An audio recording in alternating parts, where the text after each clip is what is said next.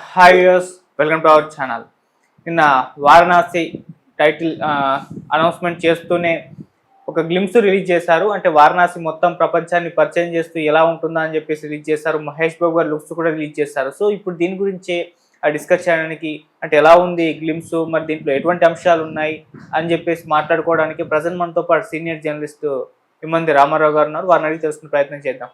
Sir నమస్కారం. Sir నమస్తే sir, glimpse చూసారా సార్? చూసామ్మా. ఎలా అనిపించింది సార్ మీకు? నేను డెఫినెట్గా మనసు మార్చుకుంటున్నాను. ఎందుకంటే ఎంతసేపు మహేష్ బాబు సింహం పిల్ల చూపించేసరికి ఇదేంటి ఎలా చేస్తాను అనుకున్నాను. కానీ ఎస్, రాజమౌళి వన్స్ అగైన్ ఇస్టూడ్ అది number 1 in universal film trade. ఇక్కడ రాజమౌళి చేసినటువంటి విశేషమైనటి, రాజమౌళి కావచ్చు, రాజమౌళి ఫాదర్ కావచ్చు, వారు చేసినటువంటి కథలో విశేషమైన కృషి ఏమిటంటే, అంతకుముందు నాగ్ అశ్విన్ను ఇప్పుడు మహాభారతం ద్వాపర యుగంలో జరిగిన భారతం, దాంట్లో ఒక కర్ణుడు, అశ్వత్థామ ఇవన్నీ ఉన్నారు కదా, వీళ్ళని పాత్రలుగా తీసుకొని సొసలైజ్ చేసి చూపించాడు. ఇక్కడ భారతం నన్ను క్షమించాలి, భారతాన్ని నమ్మిన వాళ్ళకి నమ్మినంత జరిగే ఉంటుంది. కానీ ఇది అలా కాదు. మనకి పురాణ ఇతిహాసాల్లో ప్రత్యక్ష సాక్ష్యం వారణాసి. స్వయంభూగా వెలిశారు. అక్కడే హరిశ్చంద్రుడు అక్కడ కాటికాపరిగా ఉన్నాడు. అక్కడే హరిశ్చంద్రుడు తన భార్య కూడా తెగనమ్మాడు. కనుక దీనికి దానికి లింకులు లేవు.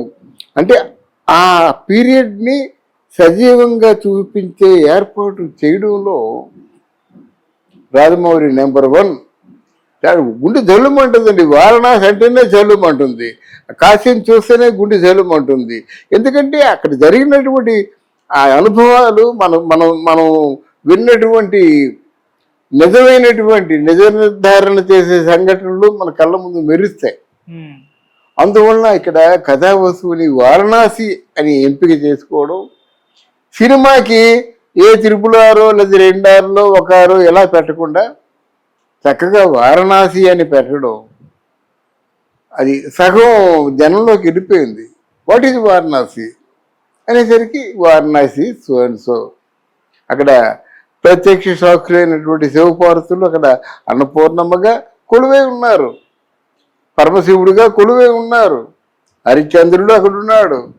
అసలు ప్రపంచవ్యాప్తంగా ఉన్నటువంటి ప్రతి ఒక్క హ్యూమన్ బీయింగ్ కూడా, మానవ మాతృలు వాళ్ళ శేష జీవితాన్ని వారణాసిలోనే గడపాలనేటువంటి ఆలోచనతో ఉంటారు అన్నమాట. ఎందుకంటే అంత పరమ పవిత్రమైనటువంటి స్థలం వారణాసి గనుక దాన్ని ఎంపిక చేసుకుంటారు. ఆ స్థల వైశిష్ట్యాన్ని చెప్పడానికి ఒక కొలబద్దగా ఉన్న కథ వారణాసి. నిజమే, ఒకవేళ భగవంతుడు కానీ ఒక కన్నెర చేసినట్టయితే ఈ విశ్వం ఏముంటుందండి? పంచభూతాలను ఎదిరించే శక్తి ఏమీ లేదు కదా. అదే కదా సినిమాలో చూపిస్తారు.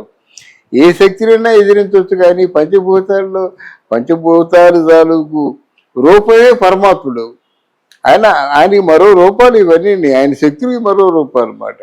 కనుక ఆ కథా వస్తువులో ఉన్నటువంటి డెప్త్ చాలా గొప్పగా ఉంది. తర్వాత మరి పిక్చరైజేషను అద్భుతం. వారణాసి అనేటువంటి 2 షాట్లు చూసేసరికి వెంటనే చెప్పాను, కొట్టాడు రాజమౌళి జాక్పాట్ అని అన్నమాట. ఈసారి జాక్పాట్ కొడతాడు, 1000 కోట్లు సునాయాసంగా. ఎందుకంటే కథా వస్తువులోనూ ఆయన చేసేటువంటి టెక్నికాలిటీ, అంటే చిత్రీకరణలోనూ కూడా ఆయన చూపించినటువంటి ఆ డైనమిక్స్ అట్లాంటి మాట. రెండవది దక్షిణాఫ్రికా కానీ అక్కడ పశు సంపద, గొర్రెల సంపద, అవన్నీ మనం అనుకుంటే వచ్చాయి కావు, న్యాచురల్గా ఉన్నాయి కాబట్టి అవి హృదయానికి హత్తుకున్నాయి. అంటార్కిటా కానీ, శ్రీలంక కానీ, అలాగే త్రేతాయుగంలో ఉన్నటువంటి అవి చూపించినట్టయితే ఆ రాముడు లక్ష్మణుడు పోరాటం, ఆ ఆంజనేయ స్వామి మీద భుజాల మీద కూర్చొని, ఇవన్నీ కూడా మనం కళలు చూస్తే బాగా థ్రిల్లింగ్గా ఫీల్ అయ్యాం. ఇప్పుడు నిజంగా చూస్తున్నాం. ఆ ఎంపీ చేసుకోండి చూడండి. రాముడు అంటే మహేష్ బాబు ఆ రాముడు గెటప్ ఇచ్చినట్టయితే నిజంగా చాలా బాగున్నాడు. మనం ఎందుకు పౌరాణిక సినిమాలను ఏమో దూరం చేసుకుంటున్నామో అన్నటువంటి అనుమానం కలుగుతుంది అన్నమాట. అంత బాగా సూట్ అయ్యాడు రాముడికి. నిజమే, రాజమౌళి చెప్పినటువంటి అతిశయోక్తి అనుకున్నాను కానీ లేదు. ఆ రోజుల్లో మాయాబజార్లో కృష్ణుడు ఫోటో ఇంటింటా ఎలాగైతే ఉందో, ఇప్పుడు మహేష్ బాబు తాలూకు రాముడు శ్రీరాముడు ఫోటో మాత్రం డెఫినెట్గా మహేష్ బాబు అభిమానుల ప్రతి ఒక్క ఇంట్లోనూ ఉంటుంది. అలాగని ఈయన రాముణ్ణి పోర్ట్రేట్ చేసేటువంటి విధానం ఒకటి చాలా గొప్పదండి. త్రిపులారులో కూడా ఆయన సీతారామరాజు తాలూకు వేషం కడితే ఉత్తరాది వాళ్ళందరూ కూడా శ్రీరాముడు వారే అని నమ్మేసి దండం పెట్టుకొని కేవలం ఆ పోస్టర్ చూసి ఆ సినిమా అంత బాగా ఆడింది అన్నమాట. అంటే పోర్ట్రేట్ చేయడంలో మాత్రం డివైనిటీ వస్తుంది, దైవత్వం ఆ పాత్రలో కనిపిస్తుంది ఎవరు యాక్ట్ చేసినప్పుడు కూడా. అంటే ఆ వ్యక్తిని, ఆర్టిస్ట్ని ఆ రూపుదిద్దడంలో ఉన్నటువంటి ఆ స్కిల్ మాత్రం మరి ఎన్నిసార్లు స్కెచ్ వేయించుకొని ఆ ఫోటోతో ఎన్ని మార్పులు చేర్పులు చేసుకొని ఆ పాత్రల్ని పోర్ట్రేట్ చేస్తున్నారు రాజమౌళి. కానీ చాలా అద్భుతంగా ఉంది. రామాయణ ఘట్టాలన్నీ కూడా నా భూతో నా భవిష్యత్ అంత బాగున్నాయన్నమాట. అసలు ఏమిటి ఆ గ్రాఫిక్స్ ఏమిటి, ఆ చిత్రీకరణ ఏమిటి, ఆ కెమెరా ఆన్ అండ్ ఆఫ్లు ఏమిటి, ఎక్కడ ఓపెన్ చేశాడు, ఎక్కడ మళ్ళీ షార్ట్ క్లోజ్ అయింది, ఇవన్నీ చూస్తున్నట్టయితే సంథింగ్ అన్యూజువల్, సంథింగ్ ఎక్స్ట్రాడినరీ. ఎట్లాంటి సినిమాలు మనం ఏదో ఇంతవరకు ఇంగ్లీష్ సినిమాల్లో చాలా వండర్ఫుల్ షార్ట్స్ ఉంటాయనుకున్నాం కానీ no other cinema competitive. Only Rajamouli Varanasi Varanasi. దీన్ని ఇంకో దాంతో పోల్చకూడదు. అసలు ఆ కలరు ఎంపిక కూడా చాలా అద్భుతంగా ఉంది. ఇప్పుడు లంక తీసుకున్నాడు, ఎంత బాగా తీసుకున్నాడు. ఆ కుంభకర్ణుని నిద్ర లేకపోవడం కానీ ఇవన్నీ అది అంటే మనం ఆ ఇతిహాసాన్ని మనం కళ్ళ ముందు కనిపిస్తుంటే పరీక్షగా చూసి తన్మయత్వం చెందుతాం చూసారా, ఆ అనుభూతి కలుగుతుంది. దాంట్లో నో డౌట్. అందులో మాత్రం 100కి 100 పాళ్ళు కూడా రాజమౌళి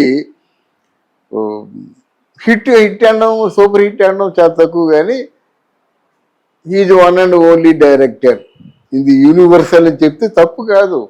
అందుకని రాజమౌళిని రాజా మౌళి అని చెప్పొచ్చు. అంటే ఏమిటి, ఇక రాజా ఆయన మించిన వాడు ఎవరు డైరెక్టర్స్ లేరు.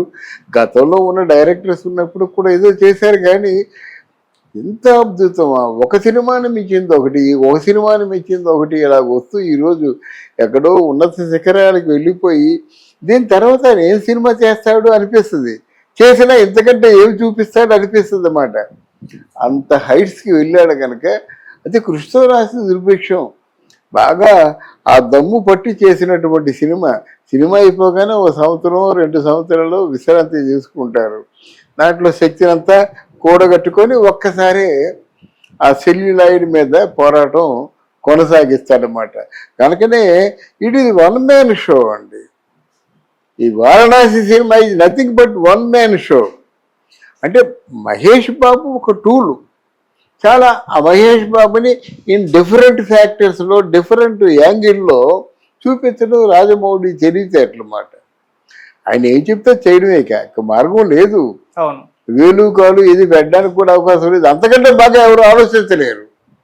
మనం ఒకరికి ఏదైనా ఒక సలహా ఇవ్వాలంటే దానికంటే ఆయన ఇంతవరకు చిత్రీకరించినటువంటి చిత్రీకరణ కంటే బెటర్ ఆలోచనలు మనకు వచ్చాయనుకోండి, అప్పుడు చెబుతాము. లేకపోతే మనమే అభాస్పాలవుతాం. నా భూతో నా భవిష్యత్తు. మరి ఇంకెవరు రెండో వారు చూపించడానికి మార్గం లేదు. తర్వాత 27th మరి రిలీజ్ అవుతుందంటే అక్టోబర్ కదా, సమ్మర్లో 2027. సమ్మర్ అంటే అక్టోబర్ కాకపోతే జూలై ఏదో కావచ్చు. 2027 అంటే 2 years కానీ 1.5 ఒక సంవత్సరం 10 మాసాలు 8 మాసాలు ఉంది. అప్పుడు ప్లెంటీ ఆఫ్ టైం ఉంటుంది. చెప్పా కదా నిన్న, ఎన్ని మాసాలు ఉన్నప్పుడు కూడా ఒక 6 మాసాలు లేదా 4 మాసాలు ఓన్లీ మార్కెటింగ్ ప్రమోషన్ మీదే ఆధారపడి ఉంటుంది. దీని మార్కెటింగ్ అవసరం లేదు. నిన్న చూపించినటువంటి ఆ తాలూకా విజయాలు చూసిన తర్వాత ప్రపంచం ఒక్కసారి మోకరిల్లి పడుతుంది. ఎంతకిస్తావో అని బార్గెన్ చేస్తుంది. కాళ్ళ పడి బెచ్చమాడినా కూడా ఆశ్చర్యపోవాల్సిన అవసరం లేదు. సినిమా ప్రేమికులందరూ కూడా, సినిమాని ప్రేమించే వాళ్ళందరూ కూడా ఒకసారి తప్పకుండా చూడవలసిన చిత్రం కనుక ఒకసారి ఏంటి 10 సార్లు చూసినా ఆశ్చర్యపోనక్కర్లేదు. అందులో ఉన్నటువంటి వండర్ఫుల్ ఆ పిక్చరైజేషన్ అంతా ఒక 4-5 సార్లు చూస్తే కానీ మనకి వంట పట్టదు, అలా చేశారన్నమాట. ఇందులో ప్రధానంగా రాజమౌళి, విజయేంద్ర ప్రసాద్ తాలూకు కష్టం ఎక్కడంటే కథ అల్లిక చాలా బాగుంది, అక్కడే కొట్టాడన్నమాట. ఎప్పుడైతే అంటే చరిత్రకి, అంటే ఇతిహాసాలకి సజీవ సాక్ష్యమైనటువంటి వారణాసిలో కథ మొదలయ్యి వారణాసిలో కథ ఎండ్ అవ్వడం, తర్వాత ఏంటంటే ఆ పరమశివుడి తాలూకు క్యారెక్టర్లో మహేష్ బాబుని చూపించడం, ఇటు శ్రీరాముల వారి క్యారెక్టర్లో కూడా మహేష్ బాబుని చూపించడం, శివాయ విష్ణు రూపాయ, శివుడైనా విష్ణుడైనా ఒకటే కదా, అందువల్ల వాళ్ళిద్దరికి సమన్వయం చేస్తూ ఆ క్యారెక్టర్ నింపి చేసుకోవడం. శివుడే విష్ణువు, విష్ణువే శివుడు. అందువల్ల ఆ అంతర్గతంగా ఆ భావం వచ్చేలాగా ఆ 2 పాత్రలు కూడా మహేష్ బాబు చేత పోషించడం. కథ అల్లిక బిగినింగే ఓ ఫ్లైట్ తాలూకు జర్నీ ఎలాగుంటుందంటే టేక్ ఆఫ్లో తెలిసిపోతుంది. అలాగా ఈ సినిమా టేక్ ఆఫే మొత్తం మతులు చెలగొట్టింది కనుక long live Rajamouli, God bless him. ఎందుకంటే నేను తెలుగు వాడిని, రాజమౌళి డైరెక్ట్ చేస్తున్నటువంటి ఆ తెలుగు సినీ పరిశ్రమలో నేను పూర్వకాలంలో ఒక 3 సినిమాలు చేశాను అని జబ్బ తెరుచుకొని చెప్పే అవకాశం నాకు కలిగినందుకు రాజమౌళి గారికి మనస్ఫూర్తిగా ధన్యవాదాలు చెప్తున్నాను. మొదట్లో నేను చెప్పింది ఏంటంటే యావరేజ్గా నేను ఏదైతే ఫీల్ అయ్యానో చెప్పాను. ఇప్పుడు జర్నలిస్ట్ ఎప్పుడు కూడా వంకరగా పోకూడదు. ఎప్పుడైతే చూసామో, నిజాలు ఎప్పుడైతే కనిపించాయో, అద్భుతాలు ఎప్పుడైతే కనిపించాయో, రాజమౌళి ఫలితం ఎప్పుడైతే కనిపించిందో, ఇటు మహేష్ బాబు, మిగతా ఆర్టిస్టులు వీళ్ళందరూ కూడా ఆ పాత్రలే కనిపించాయి కానీ వాళ్ళు ఆర్టిస్టులు కనిపించలేదు. కనుక అంత అద్భుతంగా చేసినటువంటి రాజమౌళి నో డౌట్. అది మీరు ఏదైనా పేరు పెట్టండి, బట్ డెఫినెట్లీ మనం తెలుగు వాళ్ళం అయినందుకు, రాజమౌళి తెలుగు డైరెక్టర్ అయినందుకు మనస్ఫూర్తిగా గర్విస్తున్నాం అన్నమాట. Thank you very much. Thank you so much.